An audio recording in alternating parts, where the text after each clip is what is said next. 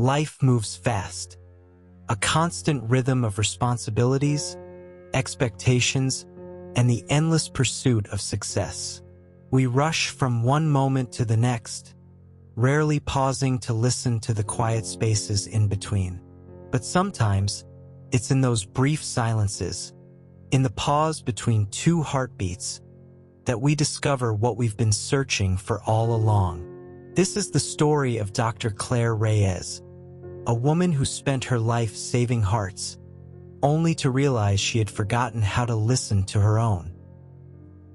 The silence between two heartbeats. The perfect life.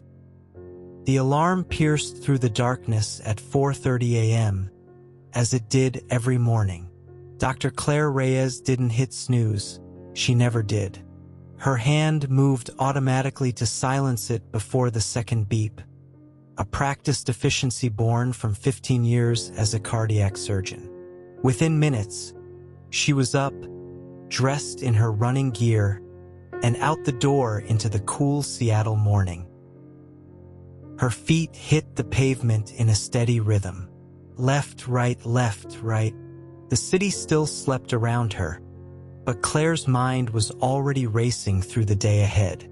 2 surgeries scheduled. The hospital board meeting at 3, a conference call with colleagues in Boston at 6. Somewhere in between, she'd need to review the research paper she was co-authoring and return the 17 emails that had accumulated overnight. As she ran past Green Lake, the first hints of dawn painted the sky in shades of pink and gold. It was beautiful, she supposed, though she barely registered it. Her watch beeped. 5 miles completed in 37 minutes. Good time. She'd shower at the hospital gym, grab a protein shake, and be at her desk by 6:30. Everything in Claire's life ran like clockwork. It had to. At 42, she was one of the youngest department heads at Seattle Grace Hospital, renowned for her skill in complex cardiac procedures. She had published over 60 papers, spoken at conferences on 4 continents, and had a success rate that other surgeons envied. Her colleagues respected her. Her residents feared her. Her patients trusted her with their lives. But they didn't know her. Not really.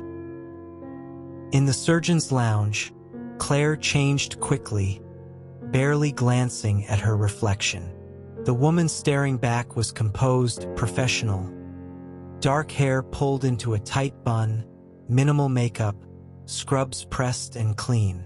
There were fine lines around her eyes now, deeper than they'd been a year ago. She looked away. "Morning, Dr. Reyes," called out Jake Morrison, one of her residents, as she entered the surgical wing. "Mrs. Patterson's labs look good. We're all set for 9 o'clock. "Excellent. I'll be in my office reviewing the scans. Alert me if anything changes."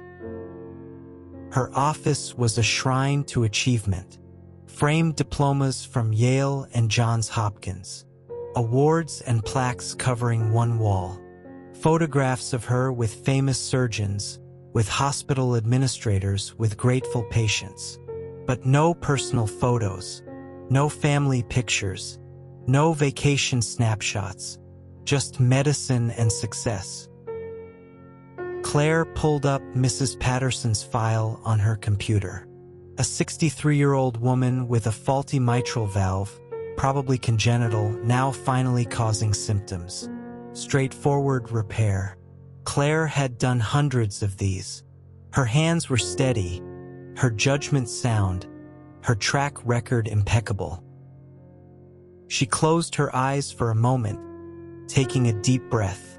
This is what she'd wanted, wasn't it? This was the dream she'd chased since she was 16 years old, sitting in a hospital waiting room while her father underwent emergency heart surgery. She'd vowed then to become a cardiac surgeon, to save people the way Dr. Chun had saved her father. And she had succeeded, beyond her wildest dreams. So why did mornings feel heavier now?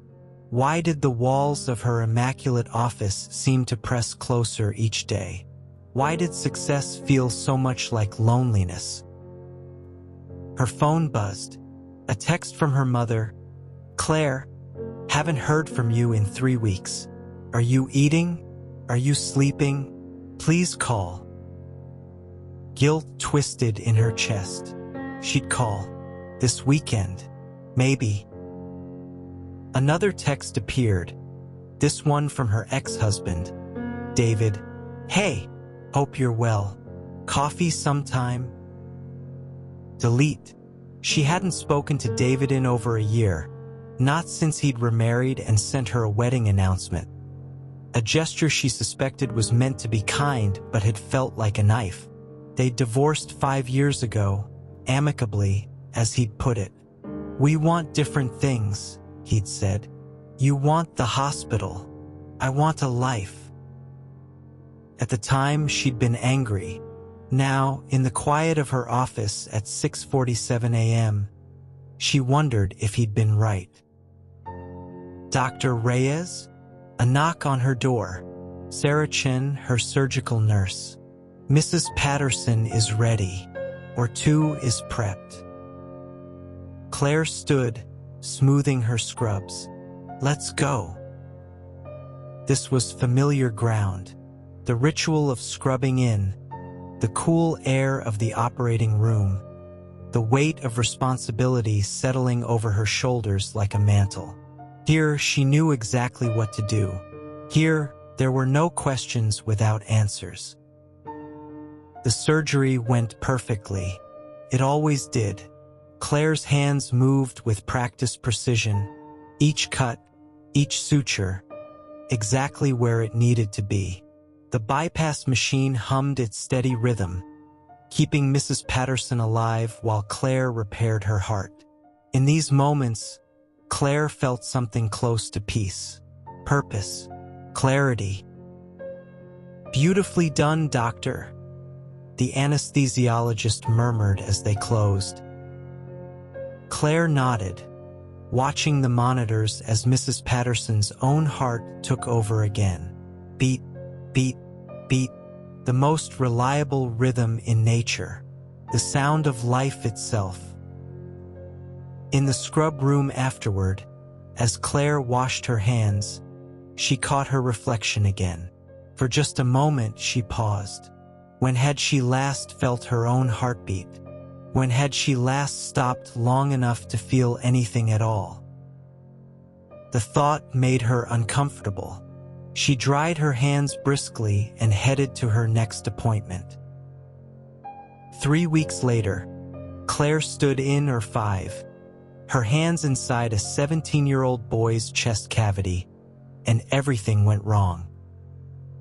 Marcus Webb had been born with a congenital heart defect, had undergone 3 surgeries as a child, and had lived a relatively normal life until 6 months ago when he began having symptoms again. The plan had been straightforward. Replace a deteriorating artificial valve, reinforce the damaged tissue, close up. Claire had done it 1,000 times. But Marcus's heart was a battlefield of old scars and fragile tissue. When Claire began the repair, the surrounding muscle tore like wet paper. Blood flooded the field. Suction. Claire's voice was calm, controlled. More suction. I need better visualization. Her team moved like a well-oiled machine, responding to her commands. But the bleeding wouldn't stop. Every repair she made created a new tear. The tissue was too damaged, too weak. It was like trying to sew together cobwebs. Blood pressure dropping. The anesthesiologist called out. He's in VFib. Push AP. Charge to 200. The paddles came down.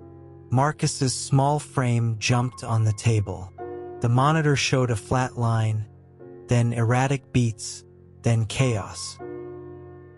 Again, 300. Claire worked methodically, her hands steady even as her mind raced through options. They could put him on ECMO, give his heart time to rest. They could attempt a full transplant, though the waiting list was months long and Marcus wouldn't survive the wait. She could. Claire.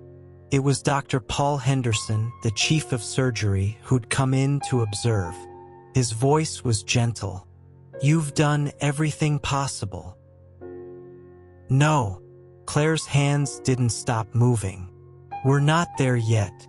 Increase the AP drip. I can stabilize him." But she couldn't. She knew she couldn't. The tissue was shredding under her fingers. Marcus's young heart, which should have beaten for another 60 years, was failing irreparably. Time of death, 11:47 a.m. The words came from somewhere far away. Claire stared down at her hands, still inside Marcus's chest, still desperately trying to save a life that had already slipped away.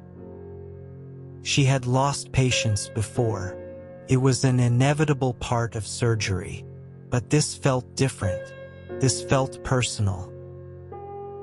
In the scrub room, Claire stood at the sink for a long time, watching the water run red, then pink, then clear.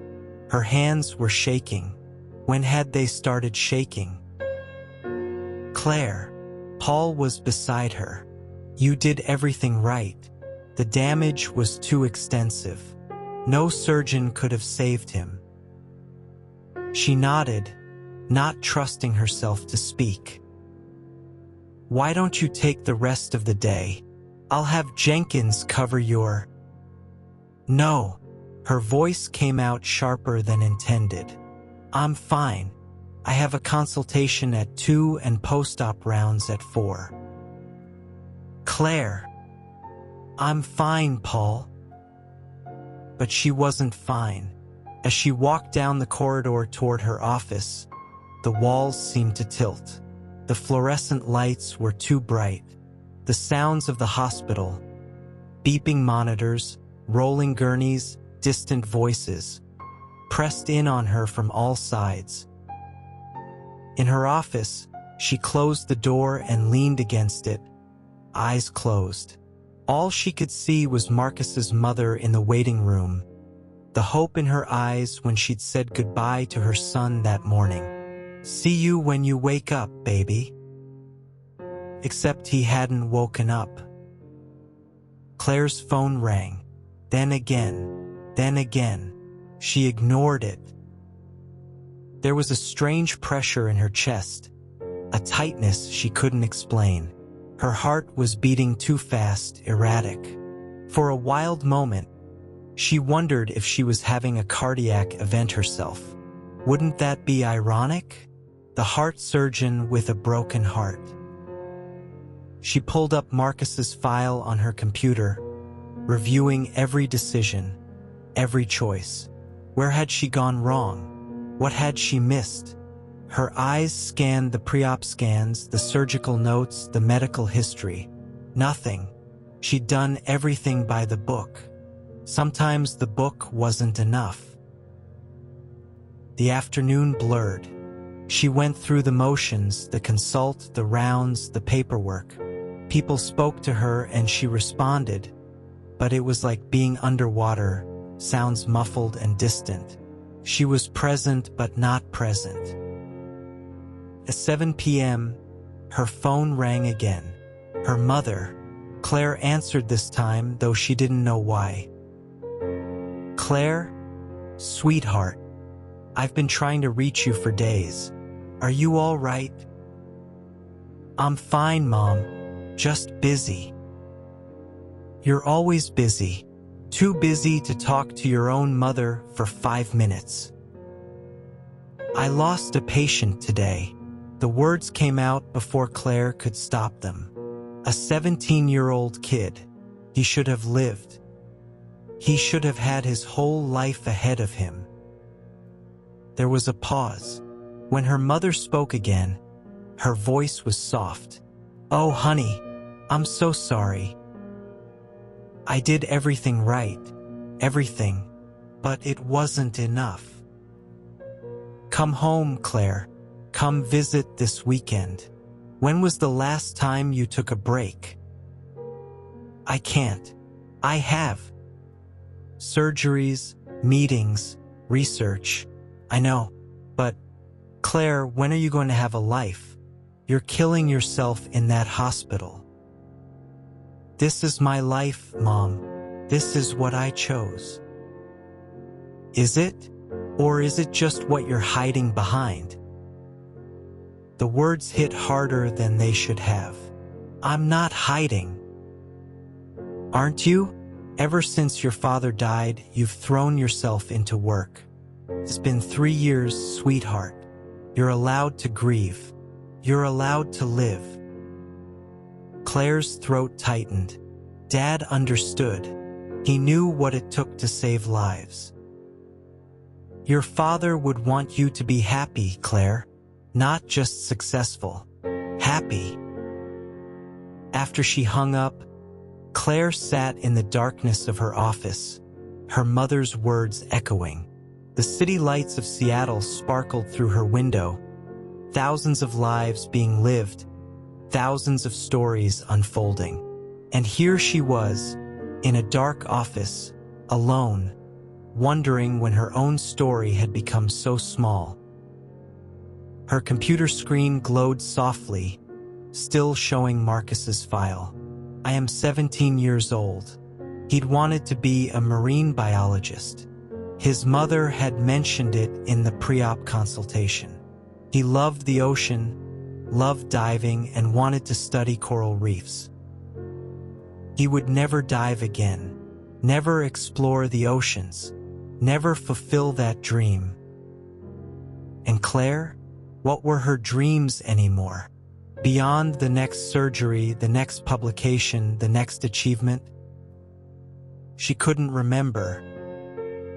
That night, she didn't go home.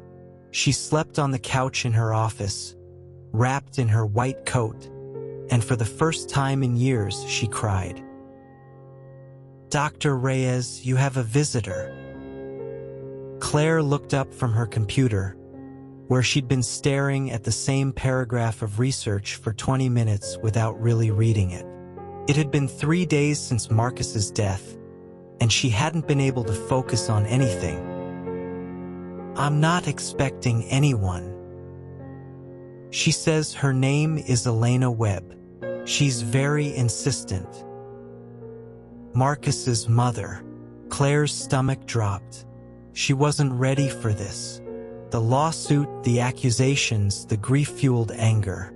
She understood it all, even expected it, but she wasn't ready. Send her in. Elena Webb entered slowly, and Claire was struck by how small she looked. This woman who had seemed so strong during the consultation now appeared diminished, worn down by grief. Her eyes were red-rimmed, her hair pulled back carelessly. Mrs. Webb, I'm so sorry for your loss. If you need to speak with the hospital's legal team or patient advocate. I didn't come to sue you, Dr. Reyes. Elena's voice was quiet but steady. I came to thank you. Claire blinked. I don't understand. May I sit? Of course. Please. Elena settled into the chair across from Claire's desk, her hands folded in her lap. Marcus knew the risks. We all did. He'd been through enough surgeries to understand that his heart was complicated. But he wanted to try. He wanted to live, not just exist. You gave him that chance. But I failed. He died on my table. He died fighting. That's what he wanted. Elena reached into her purse and pulled out a worn notebook. Marcus kept journals. Since he was 10 years old, he wrote every day. After the surgery, I couldn't bring myself to read them. But yesterday, I did. She opened to a marked page and slid it across the desk. He wrote this 2 days before the surgery. Claire looked down at the boyish handwriting. Mom's scared. I can tell even though she tries to hide it. Dr. Reyes seems confident though. She has kind eyes, even when she's being all serious and Dr. Y. I trust her. Whatever happens, I know she'll do her best. And honestly, I'm not scared. If I die, at least I was brave enough to try. At least I went for it. That's better than just waiting around for my heart to give out on its own. That's not living. I want to live, even if it's scary, even if it hurts, even if it's risky. I'd rather try to live 1 real year than exist for 10 half-dead ones. Claire's vision blurred. She couldn't speak. You see, Elena's voice cracked. You didn't fail him, Dr. Reyes. You gave him what he wanted, a chance to truly live. Not everyone gets that. Some people just exist. They go through their lives too afraid to try, too afraid to fail. Marcus wasn't afraid. He was 17 and he had more courage than most people have in a lifetime. I should have saved him. Maybe, but you also need to save yourself, Doctor. Claire looked up sharply. Elena smiled sadly. I've spent enough time in hospitals to recognize the look. You're exhausted, not just tired, exhausted in your soul. My husband was like that before he died. Worked himself to death, literally. Heart attack at 49. You know what his last words to me were? I wish I'd spent more time living and less time working. Don't wait for a heart attack to figure that out, Dr. Reyes. After Elena left, Claire sat motionless at her desk. The notebook still lay open, Marcus's words staring up at her. I'd rather try to live 1 real year than exist for 10 half-dead ones. How many years had she existed rather than lived? How long had she been going through the motions, hiding behind achievement, measuring her worth in surgeries and publications and awards? Her phone buzzed. Another meeting request. Another research collaboration. Another opportunity to be excellent at the expense of being human. She closed her laptop. For the first time in 15 years, Dr. Maya Reyes left the hospital at 4 p.m. The house felt unfamiliar. Claire stood in the doorway of her condo, looking at the space as if seeing it for the first time. It was nice, modern, clean, expensive, but it didn't feel like a home. It felt like a hotel room where she occasionally slept. The kitchen was pristine because she never cooked. The living room was immaculate because she never sat in it. The bedroom was sparse because she only used it to sleep, usually for 5 or 6 hours before the alarm dragged her back to the hospital. She set her bag down and didn't pick it back up. Didn't pull out her laptop to finish the research. Didn't review tomorrow's surgical notes. Didn't return the 17 emails waiting for her attention. Instead, she walked to the balcony and stepped outside. The Seattle evening was cool and clear. Below, the city hummed with life. Cars, people, the distant sound of a street musician. Claire stood at the railing and, for the first time in longer than she could remember, she just breathed.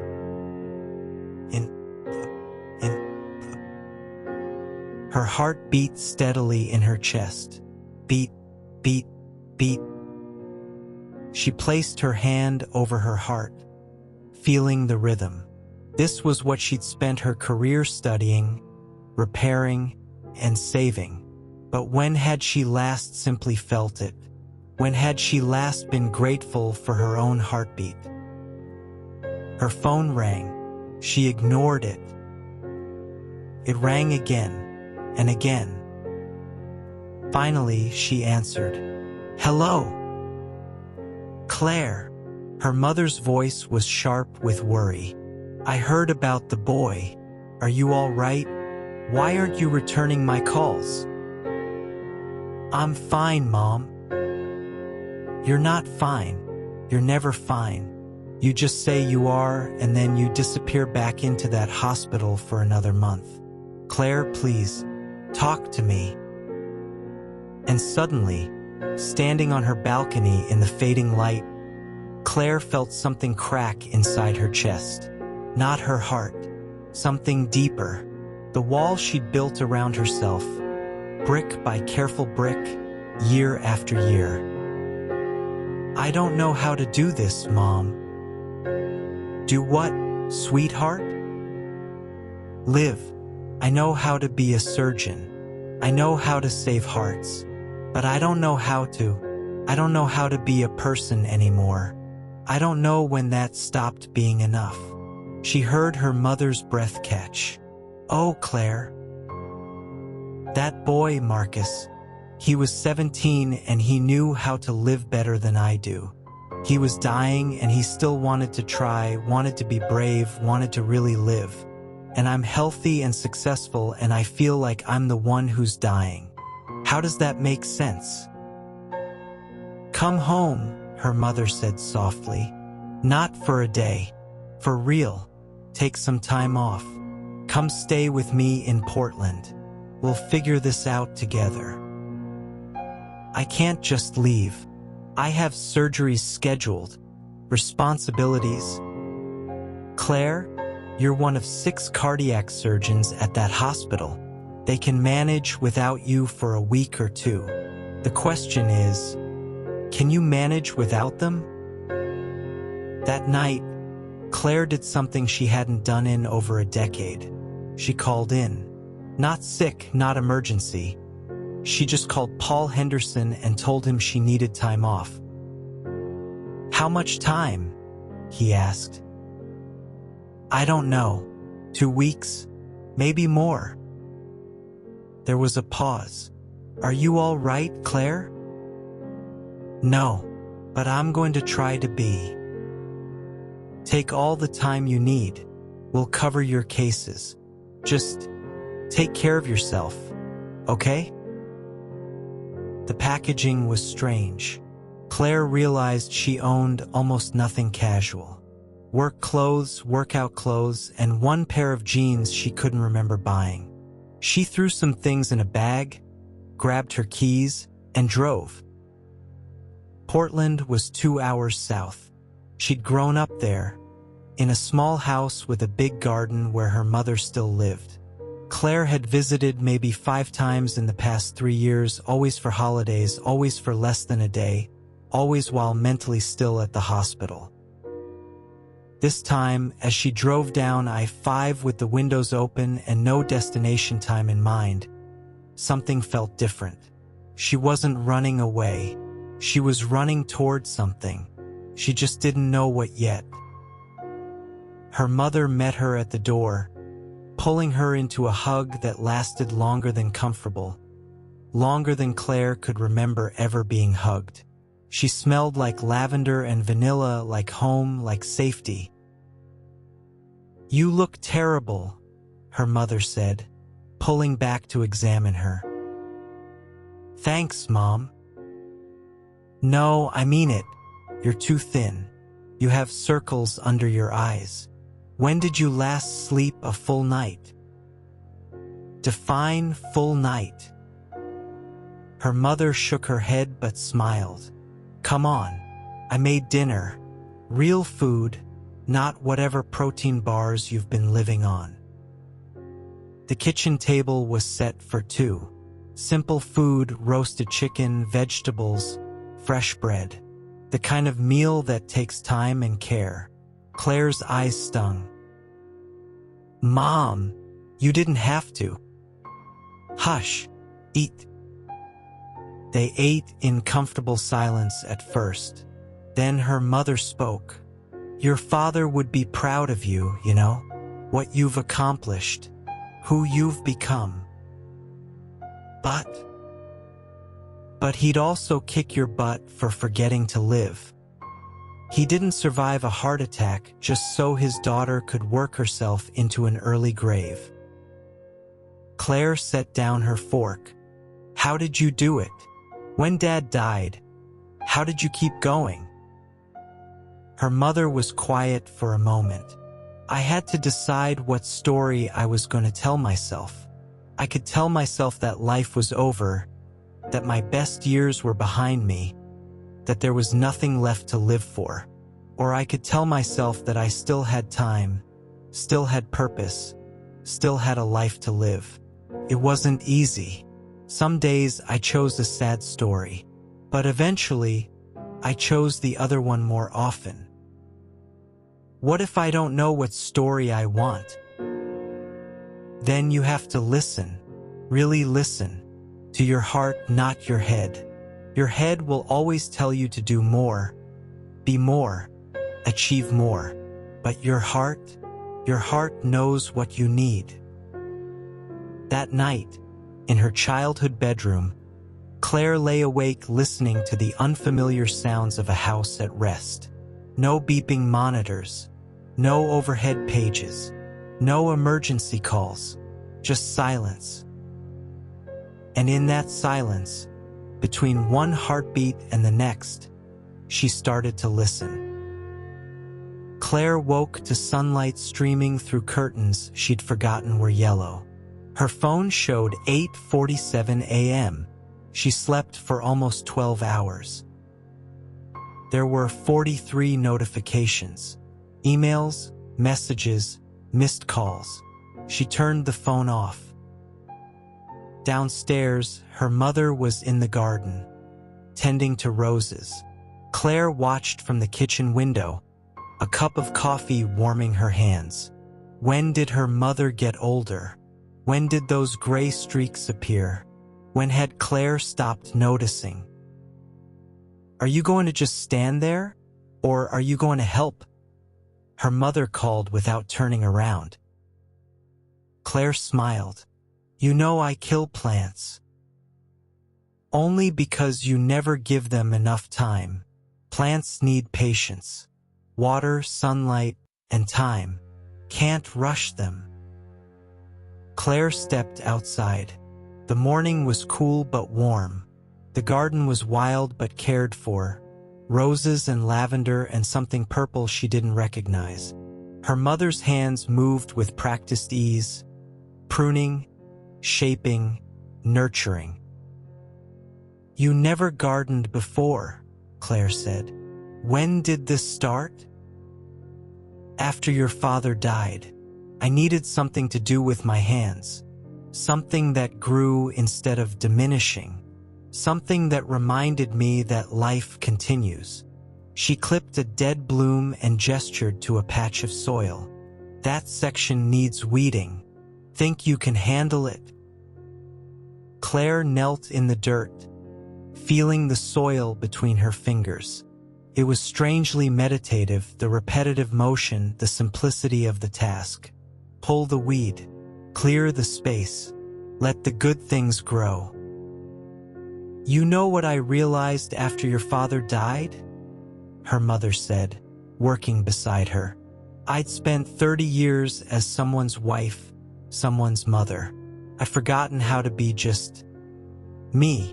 I had to figure out who I was again, what I liked, what made me happy. It was terrifying and wonderful."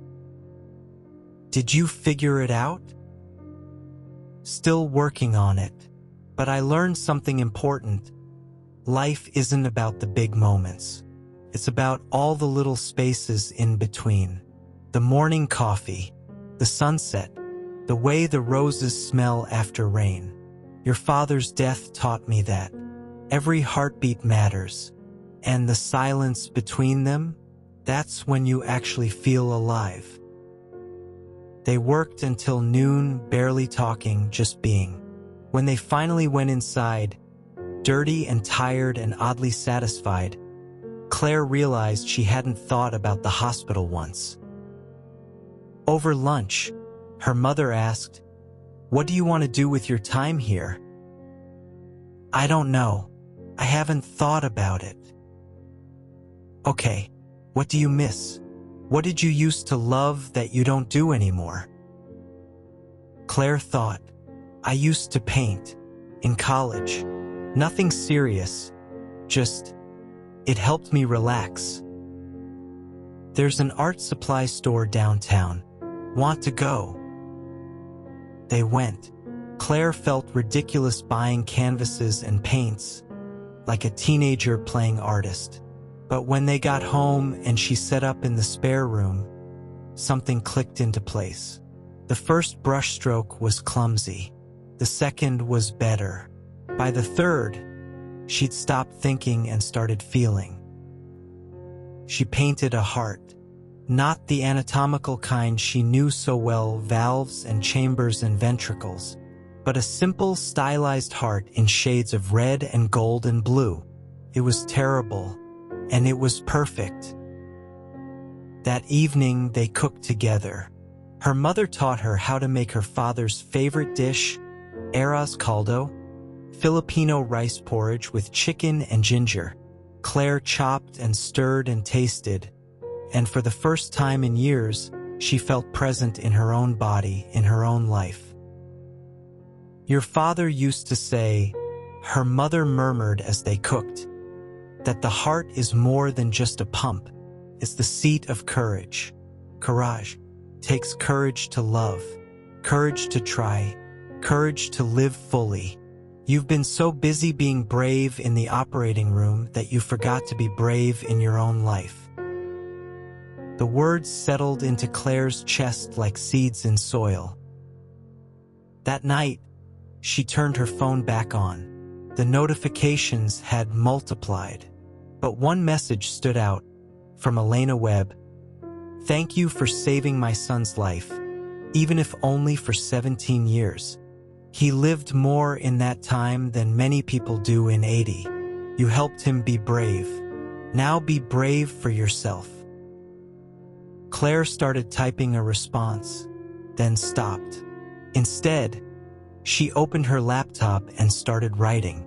Not a research paper, not a medical journal entry, just thoughts about Marcus, about life and death, about the space between heartbeats where everything important happens.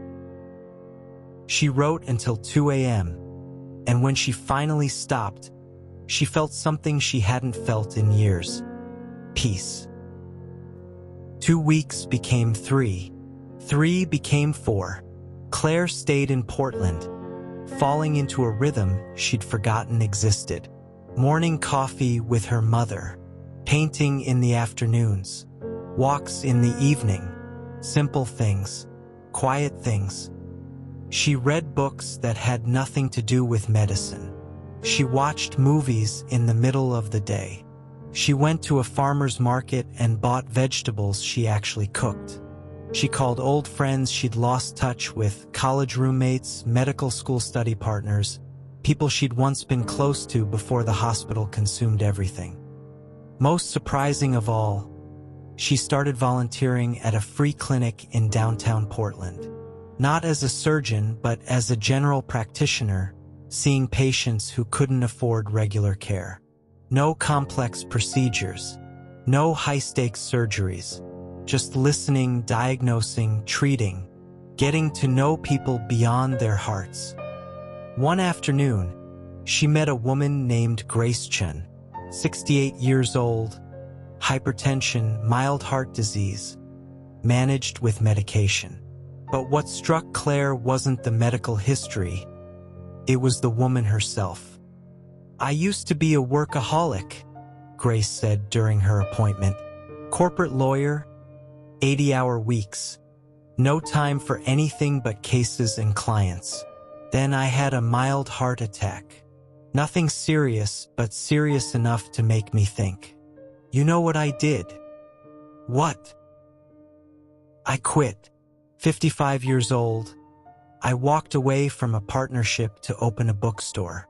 Everyone thought I was crazy, and maybe I was, but that bookstore, best decision I ever made. I got 10 good years out of it before I retired. Doesn't seem like much compared to 30 years of law, but those 10 years felt more alive than all the others combined. After the appointment, Claire sat in the tiny office, thinking, 10 years of really living versus 30 years of just working. Marcus's words echoed. I'd rather try to live one real year than exist for 10 half-dead ones. How many years had she existed, and how many did she have left to truly live? That evening, she called Paul Henderson. Claire, how are you? We've missed you here. I'm good, Paul. Actually, it's good. I've been thinking, and I need to talk to you about some changes. Changes? I'm coming back, but not full-time. I want to cut my schedule to 3 days a week. I want to keep doing surgery. I love surgery, but I also want time for other things. I want to teach more. I want to do free clinics. I want to actually use my vacation days. I want a life outside those hospital walls. There was a long pause. Claire, you're one of our best surgeons. Cutting your schedule would mean... I know what it means. Fewer surgeries. Probably no more department head position. Less research time. I know. But Paul, I've spent 15 years giving everything to that hospital. And I've been good at it. But I've missed everything else. I don't want to be 65 and realize I spent my entire life in an operating room. Another pause. Then, can I be honest with you? Please. I've been worried about you for months, maybe longer. You've been brilliant, but you've also been burning out. I've seen it before. Usually, people crash before they figure out what you just figured out. So yes, absolutely yes. 3 days a week. We'll make it work. The hospital needs excellent surgeons. But more than that, excellent surgeons need to be human beings. Claire felt tears prick her eyes. Thank you. No, Claire. Thank you for being brave enough to choose yourself. 6 weeks after she'd left, Claire returned to Seattle, but she returned differently. She donated half her awards and plaques to the hospital archive.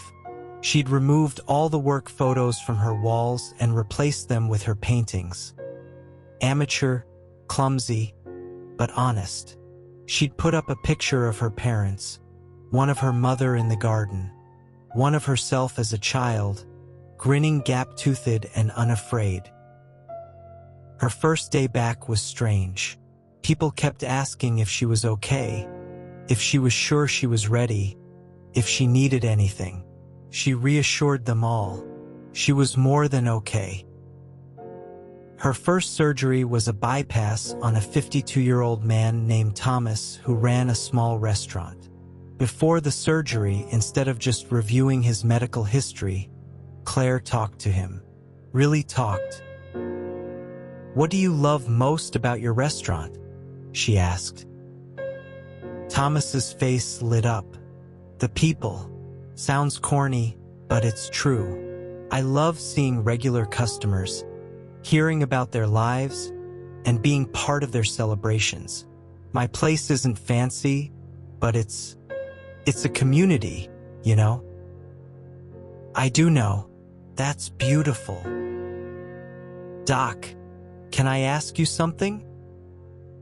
"Yeah." "Why'd you become a surgeon?" Claire thought about her rehearsed answer, the one about saving lives and advancing medicine. But she gave him the real one. "My father had a heart attack when I was 16. His surgeon saved his life. I wanted to do that for other people. to give families more time together. That's a good reason. It is, but somewhere along the way I forgot about the time together part. I got so focused on saving hearts that I forgot about the people those hearts belong to. And now I remember. So here's what I promise you, Thomas. I'm going to do my absolute best to fix your heart so you can get back to that restaurant and those customers and that community. Because that's what matters. Not just keeping you alive, but keeping you living. The surgery went perfectly. When Thomas woke up in recovery, groggy but smiling, Claire sat with him for a while instead of rushing off to the next case. "You did good, Doc," he murmured. "So did you. Now rest. You've got a lot of living to get back to." In the weeks that followed, Claire settled into her new rhythm. 3 days of surgery, 2 days at a free clinic, weekends for herself. She painted. She called her mother weekly. She accepted an invitation to coffee with her ex-husband and discovered they could actually be friends now that she wasn't married to the hospital anymore. She started a support group for families of cardiac patients. She began writing a book, not a medical textbook, but a collection of stories about her patients, about life and death and the precious space between heartbeats. One evening, 6 months after her return, Claire stood in her apartment, now actually decorated, actually lived in, and realized she was happy. Not the fleeting satisfaction of a successful surgery, not the hollow accomplishment of another award, but genuine, deep in your bones happiness. Her phone rang, unknown number. She almost didn't answer, but something made her pick up. "Dr. Reyes? This is Elena Webb. I hope you don't mind me calling." "Elena? No, of course not. How are you?" I'm doing okay. Some days are harder than others, but I'm managing. I actually called because I wanted to tell you something. I've started a foundation in Marcus's name for kids with congenital heart defects, to help with medical costs, but also to help them live their lives, not just survive. Marine biology scholarships, scuba diving lessons, whatever helps them feel alive. Claire's throat tightened. "Elena, that's beautiful. I wondered if you'd want to be involved. Maybe on the medical advisory board? I know you're busy, but I'd love to, truly. Marcus would be proud." "So would you. I've heard about the changes you made, taking more time, the free clinic, the family support groups. I like to think maybe Marcus helped you figure something out." "He did. Him and you. You both taught me that there's a difference between living and existing, and that the silence between two heartbeats, that pause, that space, that's where life actually happens." After they hung up, Claire stepped onto her balcony. The Seattle evening was cool and clear, just like that night 6 months ago when everything had started to change. But this time, when she placed her hand over her heart and felt it beat, it felt different. Beat. This is the moment. This is real. Beat. This is life. Not the resume, not the achievements, but the cool air, the city lights, the simple fact of being alive. Beat. Tomorrow I'll save someone's heart, but tonight I'm saving my own. The silence between two heartbeats, Claire realized, wasn't empty. It was full of possibility, full of breath, full of life waiting to be lived. She'd spent so many years rushing from one beat to the next that she'd missed all the beauty in between. Not anymore. She closed her eyes and smiled, feeling the rhythm of her own heart, steady and strong and finally at peace. Dr. Claire Reyes stood in front of 200 medical students, giving the keynote address at Seattle Grace Hospital's annual medical student orientation. She'd given this speech before years ago, a polished presentation about excellence, dedication, and the importance of medicine. This time, she spoke from the heart. You're here because you want to save lives. That's noble. That's important. Medicine needs people like you, dedicated, brilliant, compassionate. But I want to tell you something they don't teach you in medical school. You can save 100 hearts and lose your own. You can be the most skilled surgeon in the world and forget how to live. You can be so busy adding years to people's lives that you forget to add life to your own years. A year ago, I lost a patient, a 17-year-old boy named Marcus. And in losing him, I found something I'd lost myself. The understanding that medicine isn't just about the heartbeats. It's about what happens between them. The silence between two heartbeats, that's where everything important happens. That's where we breathe, where we feel, where we love, where we actually live. And if you fill that silence with only work, only achievement, only the next case or the next goal, you'll wake up one day and realize you've forgotten how to hear it. So yes, work hard, be excellent, save lives, but also, and this is just as important, save yourself. Take the vacation days, call your family, paint terrible paintings or run marathons or learn to cook or do whatever it is that makes you feel human. Because your patients don't just need your skill, they need your humanity, and you can't give what you don't have. Learn to listen to the silence between two heartbeats, your patients and your own. That's where medicine becomes not just a job, but a life worth living. The applause that followed was genuine, and as Claire stepped off the stage, she felt something she'd never felt after a presentation before. Not pride in her performance, but peace in her truth. Later, in her office, now decorated with her paintings and photos of her mother's garden and a framed page from Marcus's journal, Maya pulled out her own journal. She'd started keeping one, writing daily, not about surgeries or research, but about life. Today's entry: performed 3 surgeries, all successful, but the best part of my day was lunch with Mom in the hospital cafe. She made me try her new recipe. It was terrible. We laughed until we cried. That's the moment I'll remember when I'm old. Not the successful surgeries, though those matter, but the laughter, the connection, the love. Marcus was right. Really living, takes courage. It's easier to hide behind work, behind achievement, behind the constant motion of doing. Stopping takes bravery. Feeling takes bravery. Being present takes bravery. I'm still learning. Some days I still work too much. Some days I still catch myself falling into old patterns. But now I notice. I am course correct. I choose the silence between the heartbeats instead of just the beats themselves.